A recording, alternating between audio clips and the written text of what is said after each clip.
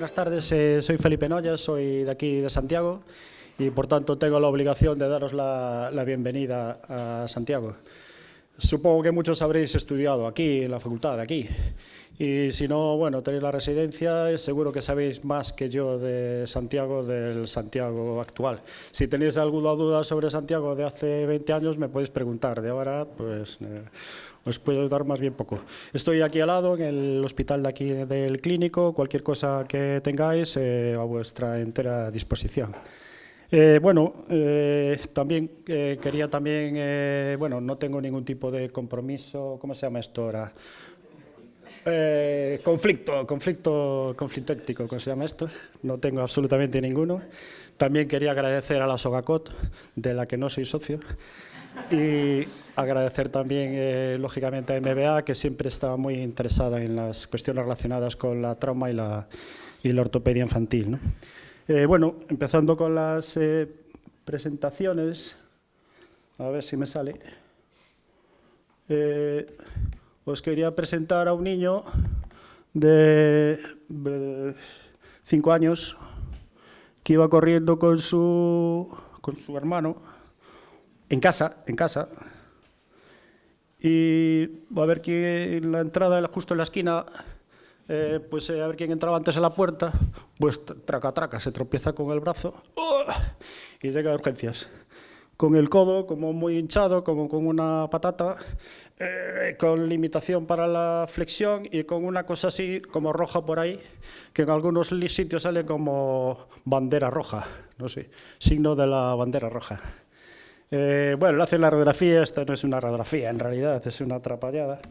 La radiografía es esta, y veis pues lo que veis, ¿no? Una fractura del húmero distal con un desplazamiento que, bueno, parece ser que está como en extensión, está trasladado hacia atrás. Y, bueno, esta proyección es un poco extraña, quizá esté en varo, pero bueno, en todo caso es una fractura supracondilar, ¿no? A ver si sigo para adelante. Las fracturas supracondilares en la infancia tienen una peculiaridad de codo, digo. Y es que habitualmente alrededor de las articulaciones lo que se rompe no suele ser el hueso, suele ser el anillo fibroso de la Croix. Entonces, ¿por qué en el codo ocurre esto, ¿no? ¿Y por qué no se lesiona la fisis? Algo debe haber ahí que hace que pase esto. Posiblemente, yo no soy mecánico, mi padre sí lo era, yo no. Posiblemente la congruencia que tiene el cúbito, que como que enrosca al húmero distal, puede que haga algo. Lo cierto es que si le damos hacia un lado, es decir, si le damos en extensión, rompe el húmero por encima de la fisis. Posiblemente sea que la punta del olecranon se mete dentro de la fosa y al estar en extensión, justo por ahí, que es la zona más débil, que es apenas una laminita rodeado de dos huesos poco elásticos como son los pilares, pues por ahí pues parece razonable que pueda romper. Si le damos para el otro lado, a lo mejor no rompe de la misma manera. No quisiera pisarle la presentación de la siguiente media hora, pero posiblemente haya algo ahí. Porque si yo os hago otra presentación y os presento aquí otro personaje, no sé bien si lo que veis ahí. Tampoco estoy muy seguro de que lo sea, pero supuestamente es una fractura supracondilar en flexión, posiblemente. Yo no sé si funciona el Kahoot este, pero no es una pregunta, es una encuesta. A ver, presenta en vivo, pon aquí. Es una encuesta. Yo creo que... Bueno, sale aquí. Básicamente os quería preguntar si alguien vio alguna fractura supracondilar en flexión.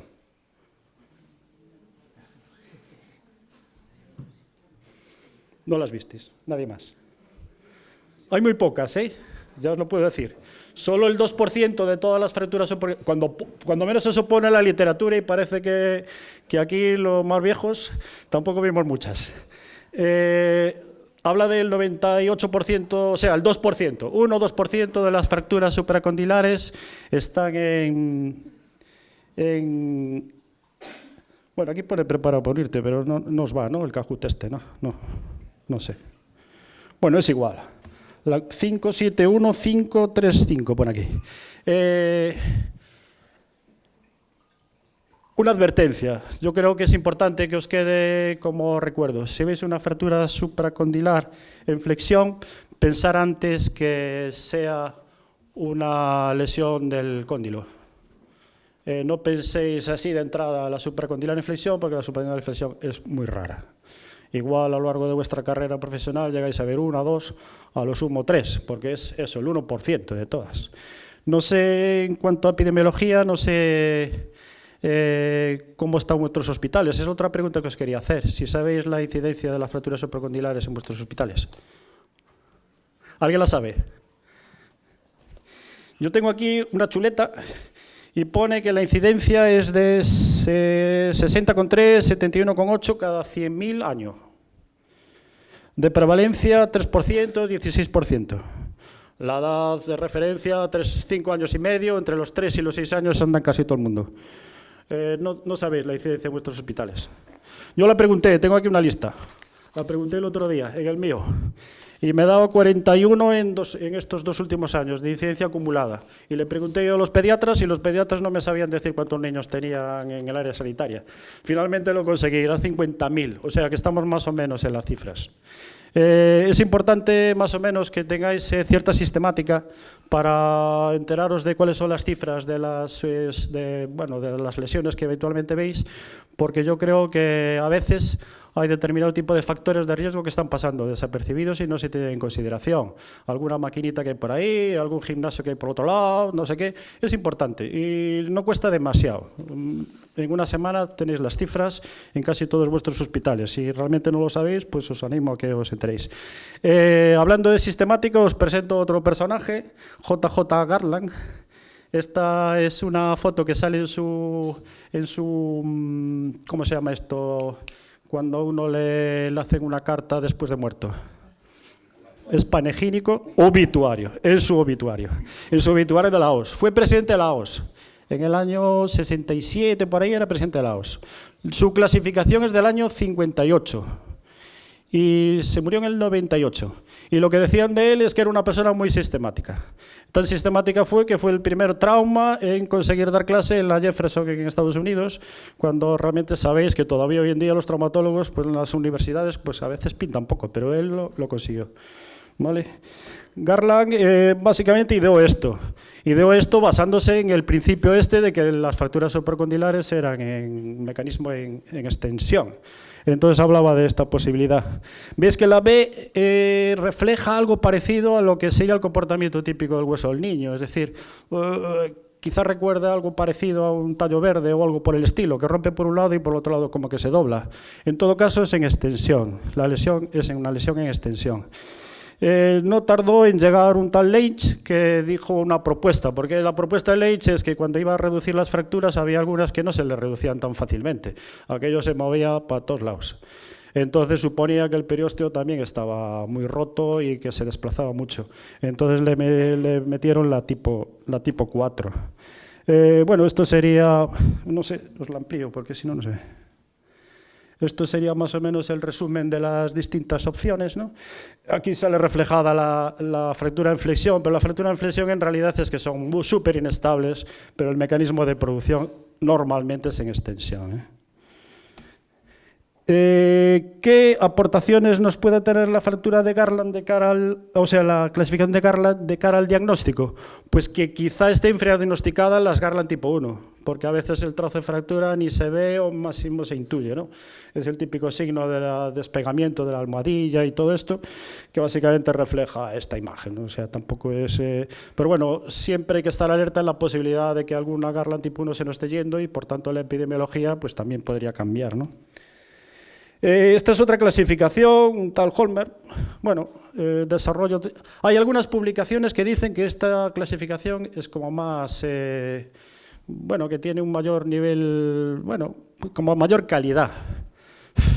No sé. Otra pregunta que os quería hacer. ¿Qué clasificación usáis en vuestros hospitales? ¿Y quién tomó esa decisión? Y si realmente la estáis utilizando de forma sistemática para recoger los datos. Porque si no, pues de poco vale chaparos las clasificaciones si no las aplicáis.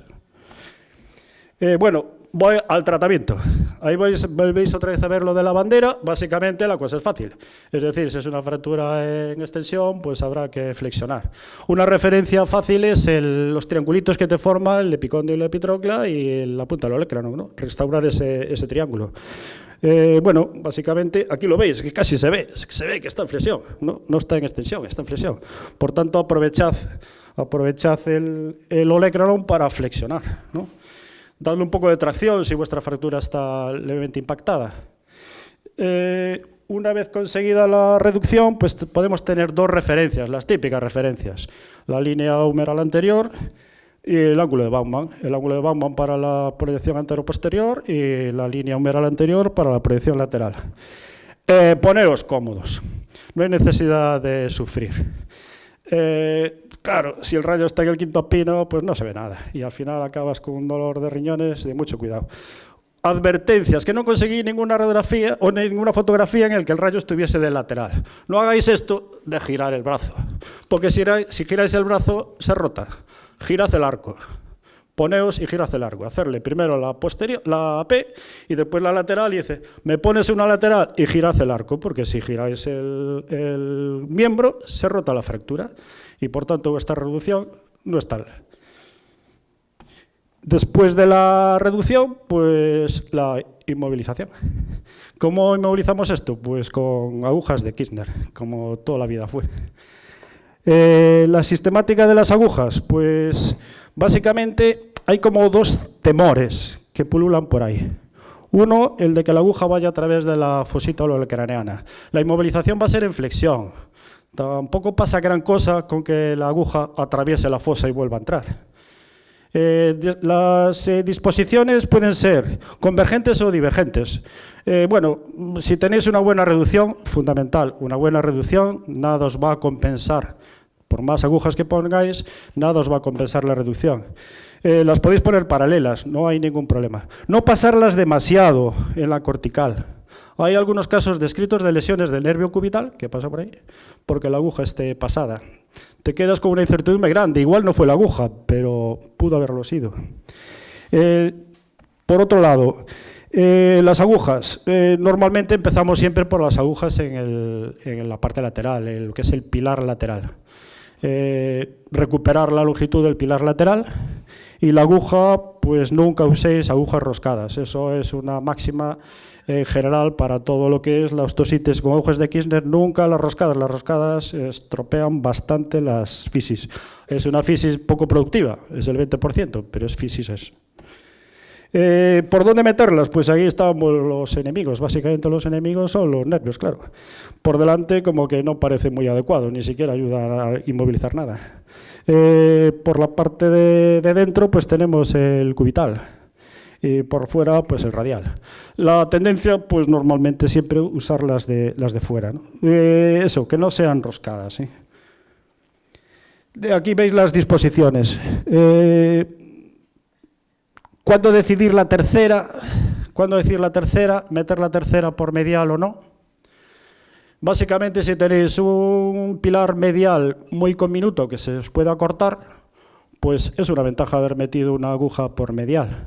Entiendo que pueda tener, bueno, cierta, no sé, cierto temor a meterla por medial. Hacer un pequeñito abordaje en la parte medial, localizáis el punto de entrada, os libráis de lesionar el nervio cubital y le metéis la aguja por ahí, por el pilar medial. Y bueno, os aseguráis de que la combinación medial no afecta demasiado. Otra ventaja que tiene hacer ese pequeño abordaje es meter el dedín. Puedes llegar al punto de la fractura y conseguir una mejor reducción en el caso de que tengáis el famoso pico anterior que os queda porque la fractura esté rotada. Tenéis la fractura rotada y podéis reducirla un poco mejor. No tengáis demasiado temor a la aguja medial, pero sí tened prudencia, lógicamente, de que el nervio cubital está cerca, realmente cerca. Otra opción, poner el dedo, lo que sucede que, claro, si tenéis el codo como una patata, poner el dedo en el surco y ya os aseguráis que si la aguja la metéis por delante, pues no está en el surco y por tanto no estáis atravesando el nervio. Alex llegó a nuestro hospital con esto. una fractura supracondilar en extensión. Y va y la reducimos. Ya veis que él tiene el piquito ese anterior, y lo tiene. Hicimos la disposición de las 3 agujas con las 3 por dentro. Bueno, tampoco es que esté demasiado mal, ¿no? Está más o menos estándar, ¿no? Una semana después, la síntesis parece que está más o menos todo en su sitio y, bueno, al explorarlo en la consulta veíamos que le hacíamos la pinza y el chaval, pues que como que no hacía la pinza. Bueno, posiblemente tenga una lesión, la más frecuente, del nervio radial, la interóseo anterior. No es capaz de hacer la pinza. ¿Qué sucede? Que le habíamos hecho una radiografía de la muñeca y es que tenía la muñeca rota.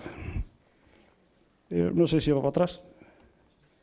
Sí, va para atrás. Tenía la muñeca rota. Hasta el 20% de las fracturas supracondilias de húmero tienen lesiones asociadas distales. Y si es una fisurilla como esta, pues no pasa gran cosa, pero como sea una epifisiolisis y esté desplazada, a la semana no hay que la reduzca. Y si es una cosa más grave, pues quedáis bastante mal. 20% es un montonazo. Hacer radiografías de lo distal, porque es que puede pasar, ¿eh? Puede pasar que tenga lesiones distales, ¿eh?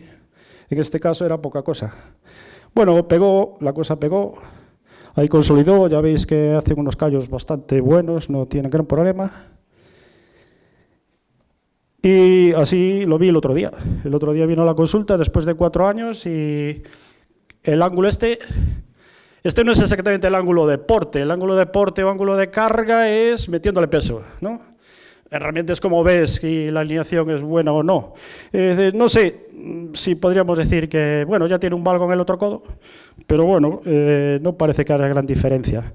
Y ahora me gustaría preguntaros, a ver qué opináis vosotros sobre la posibilidad de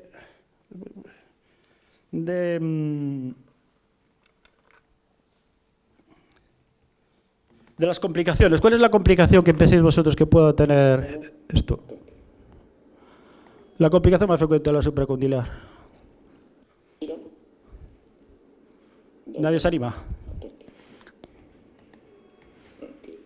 ¿Nadie se anima?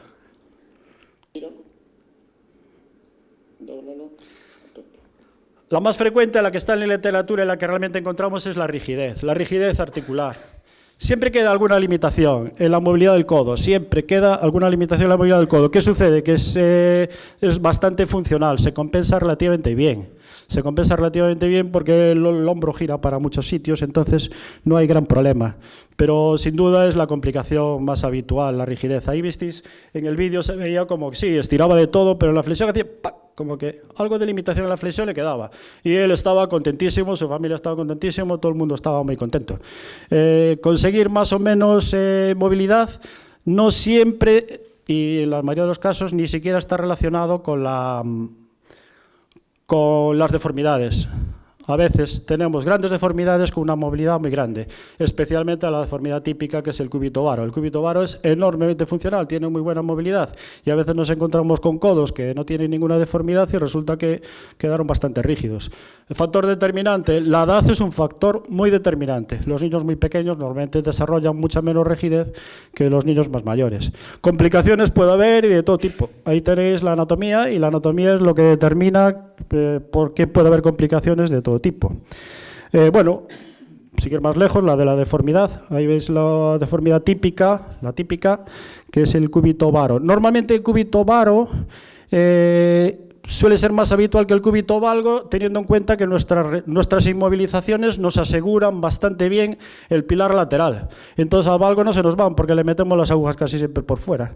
Entonces, como no metes agujas por dentro, tenemos menos tendencia a meter agujas por dentro, pues el cúbito varo pues, nos puede venir. Otro motivo del cúbito varo, la rotación. Esa rotación supone que no queda el pilar exactamente en su sitio. Si tú tienes una rotación interna, cuando el pilar no se soporta y se nos puede ir al varo. Es decir, entre que le metes las agujas por fuera y que tienes una pequeña rotación que más o menos toleras, pero una cosa que toleras la rotación y otra cosa que el varo se nos puede ir. Normalmente, si tienes una fractura que se nos quedó en extensión es porque no lo redujimos bien. Y si una fractura se nos va en el varo es porque no está correctamente inmovilizada. Habitualmente es así. Es decir, que la inmovilización en general precaria es la que nos puede condicionar un varo. Bueno, aquí vemos, voy a ponerlo más grande, que está quedando pequeño esto. Ups. Bueno, esto sería el cúbito varo y esto sería otro cúbito varo. Lógicamente, este segundo caso es más que una fractura, es un poco más. Estamos hablando de una deformidad relacionada con múltiples fracturas. El personaje se llamaba Mir Alastal y es uno de los múltiples personas de Han Yunis, que seguro que sabéis dónde es, porque está de moda ahora.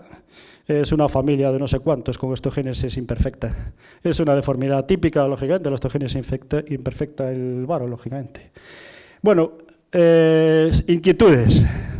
Yo no sé quién hizo esta fotografía. Sale montonazos de libros. Hay que ser un valiente haber hecho una arteriografía a una fractura supracondilar que estaba sin reducir. Pero bueno, cada uno hace lo que quiere. La ciencia, pues es lo que tiene. Entiendo que estaba vivo la persona, porque si no, no funcionarían las arterias, pero haberle hecho una arteriografía y no haberla reducido me parece una valentía. Hay muy pocas fotos de estas, precisamente por ese motivo. Pero bueno, aquí la tenéis. Es decir, está claro que el compromiso vascular es una de las inquietudes, cuando menos para mí, una de las inquietudes más importantes. Aquí veis el motivo por el que realmente se pueda lesionar la humeral. Es evidente, ¿no? Es evidente. Muchas veces, si tenéis clínica del mediano, pensad en que haya alguna lesión vascular. Otra cuestión, no os fiéis del pulso, no os fiéis del pulso.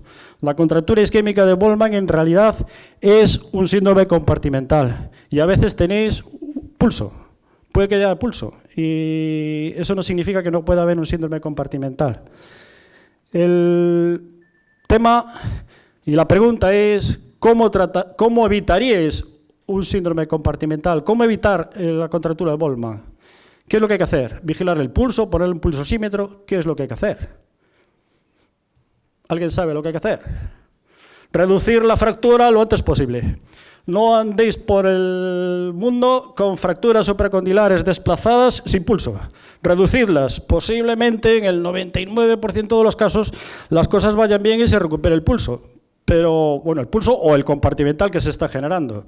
Es una emergencia. Y la siguiente pregunta era ¿cuándo operar las supracondilares? En el caso de este tipo de lesiones, pues cuanto antes.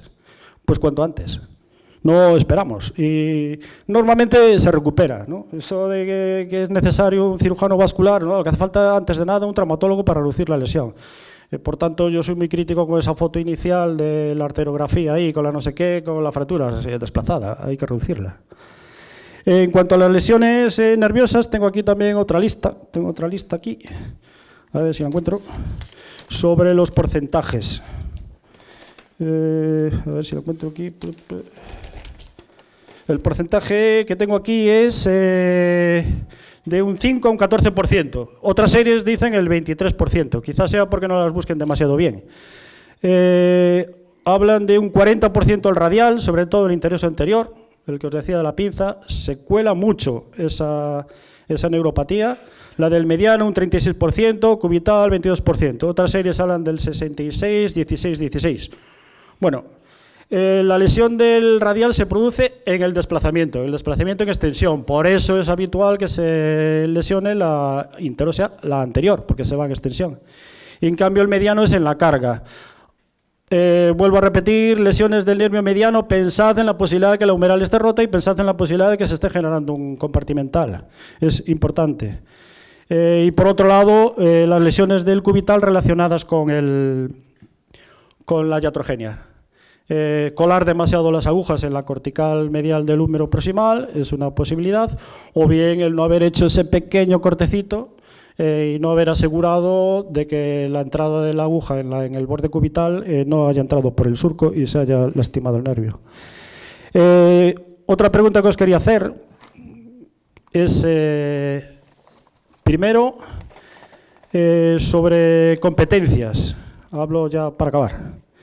¿Qué echáis de menos o qué capacidades consideráis que debierais de entrenar más en relación a este tipo de fractura, de la fractura supracondilar? Competencias diagnósticas, competencias terapéuticas. Ya veis que básicamente el secreto está en intentar hacer la menor cantidad de entradas posibles de la aguja cuando estáis inmovilizando y hacer una reducción adecuada con vuestras manos cuando hacéis una reducción cerrada. Lógicamente, la reducción abierta no debiera de plantear demasiadas dificultades, es coger los deditos y ponerlos por ahí y ya la inmovilización también es más fácil, la aguja no se va a salir para ningún lado.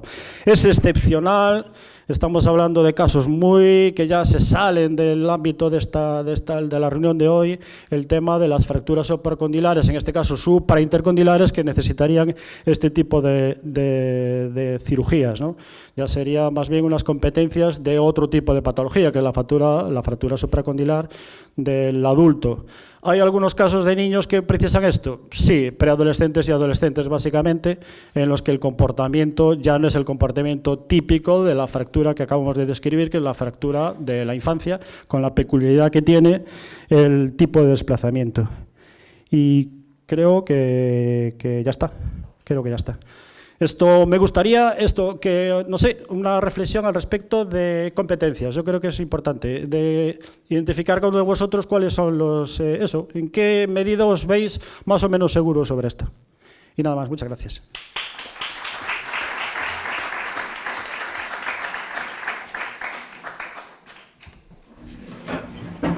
No aborto infantil, vale, ya lo hacía antes en la guardia.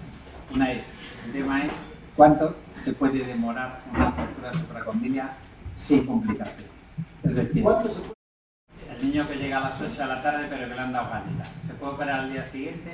Si no, ¿qué dice la literatura? Porque he visto que últimamente de nuevo vuelven a decir que no se deben demorar tanto, ¿no? Porque hubo estudios que decían que sí se podían demorar.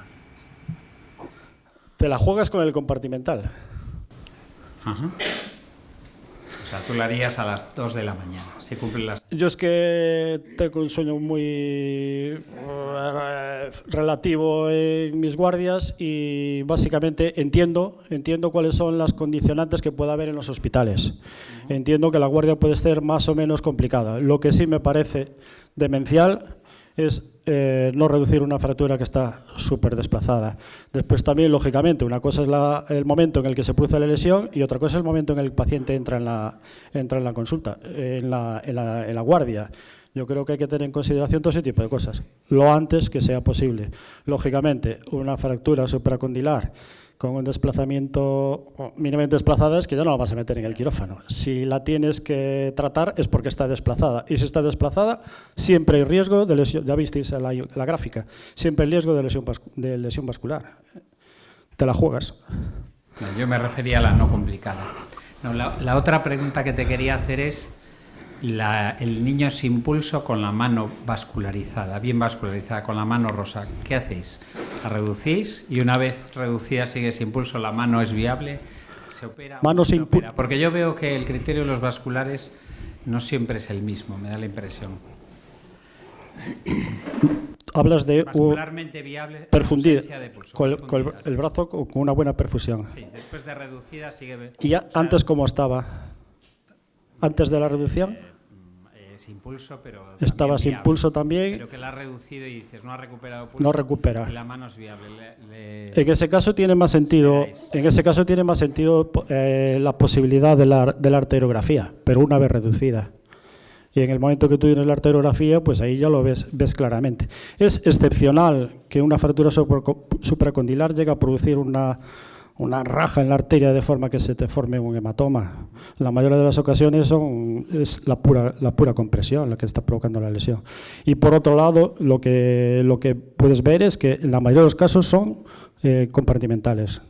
Es decir, es un problema del retorno. No lo indiqué, en una de las fotos salía el tema de la flexión, no flexionarlo demasiado, sobre todo si está muy tumefacto. Más de 120 grados, no. Y si puede ser menos.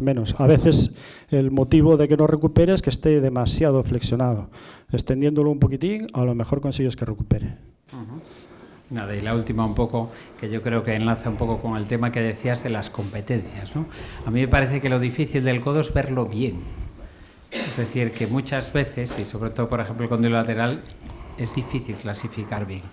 Entonces la pregunta ahí va por el tipo 2. ¿Las operáis, no las operáis? ¿Hacéis 20 radiografías para ver una buena y decir, tiene conminución del pilar medial, la opero o no? No, sí, Darnos un truco para la gente que no hacemos infantil. La tipo 2 está en extensión, está desplazada, hay que reducirla. Siempre. Obviamente. Es una fractura desplazada, hay que reducirla. ¿Valoráis mucho la conminución del pilar medial o no? Hombre, la combinación del pilar medial es significativo, pero no tanto para el hecho de operar o no operar, sino de ponerle un soporte al pilar medial. Y la mejor forma de darle un soporte al pilar medial es meter una aguja por medial. O cuando menos asegurarte que no tienes ninguna deformidad rotacional para que cuando tú lo reduces, después con la inmovilización no se te acorte, porque se te puede acortar el pilar medial no porque esté muy conminuto, sino porque tenías rotada la pala y al rotar la pala pues, se te va al varo. El motivo es, o si no tienes una buena reducción, también bien es cierto, si no tienes una buena reducción, las agujas no te van a compensar la reducción. Entonces, redúcela mejor. ¿Qué sucede? Que para reducir mejor, si no tienes una buena rotación, tienes que hacer un pequeño abordaje por medial y colocar el pilar. En ese momento ya dices, bueno, pues ya le pongo la aguja porque lo tengo abierto por medial. Muy bien. Gracias. Vale. Felipe, un comentario sobre la lesión vascular. Nosotros sí utilizamos mucho el pulsiosímetro, nosotros sí. No le damos crédito a la saturación, es cierto, no nos vale la saturación. Tener 100% de saturación, hay mucha circulación colateral en el codo y vas a tener en la punta del dedo 100% de saturación. Lo que sí le damos importancia es la amplitud de la onda comparado con el lado sano. Y eso te lo hizo el anestesista perfectamente. Sí. ¿Por qué? Pues porque es una transmisión física desde proximal a la fractura hasta distal, hasta la punta del dedo. Si hay una transmisión de la onda de presión y tú la registras, es que pasa perfectamente. El segundo aspecto que quería comentar es que, a mi modo de entender, es decir, que eso es el compartimental que aparece, generalmente el origen del síndrome compartimental es muy variado. La lesión arterial es una de ellas, también puede ser la compresión excesiva del vendaje, la hiperflexión del codo, el acúmulo de un hematoma en la fosa antecubital, es decir, que es muy variable. Lo que sí es importante es el no bajar la guardia en fracturas desplazadas y desde que el niño entra en la urgencia, o bien la enfermera o bien el médico que esté en la planta o eso, haya una constancia del reflejo de la vascularización y de la sensibilidad. Porque como tú bien has dicho, esa baja casuística de lesiones nerviosas muchas veces es por una mala recogida de datos. En un estudio que hicieron en la POSNA, que hicieron una entrevista a todos los ortopedas infantiles que hacían fracturas supracondilias, ellos pensaban que el número de lesiones vasculares que sucedían oscilaban, creo que era, no estoy muy seguro, pero creo que era alrededor de un 20 o un 30% en las fracturas desplazadas. Posteriormente se vio en un estudio posteriormente de Griffin y colaboradores, que eran cirujanos vasculares, que puede haber lesión vascular en más del 50% de los casos, si bien son reversibles. Es decir, que si tú no tomas en cuenta en fracturas muy desplazadas y no estás atento, se te puede pasar, y sí que son frecuentes, son frecuentes, lo que pasa que afortunadamente o bien no las detectamos precozmente o bien por sabia naturaleza se recuperan espontáneamente. Sí. No, sin duda. Yo lo que ponía, intentar ir poniendo énfasis en el asunto del testarlo simplemente con el pulso. Y le tomo el pulso y la cosa va bien. Reduce la fractura. Te la estás jugando innecesariamente. Es que no vale la pena. El nivel de incertidumbre es grande. Es decir, como bien dice el doctor González, y ya, bueno, sí, le pongo el pulsosímetro, reduce la fractura. Distinto es una fractura, el caso que ponía Alejandro, una fractura que tú ya la tienes reducida y ves que efectivamente pues aquello no acaba de convencerte. Ahí es donde sí tiene, bueno, vamos a poner datos objetivos, ¿no? Datos objetivos encima de la mesa, como es el pulsosímetro. Simplemente el dedito, pues como que parece poco útil, ¿no? Sobre todo para objetivar cómo va la onda, ¿no? Pero más en el tema de la posreducción. Yo lo que ponía énfasis en el asunto de la reducción, es que es la causa fundamental de la lesión vascular, es el desplazamiento de la fractura, es lo que hay que tratar, y es un tratamiento de traumatología, no de vascular.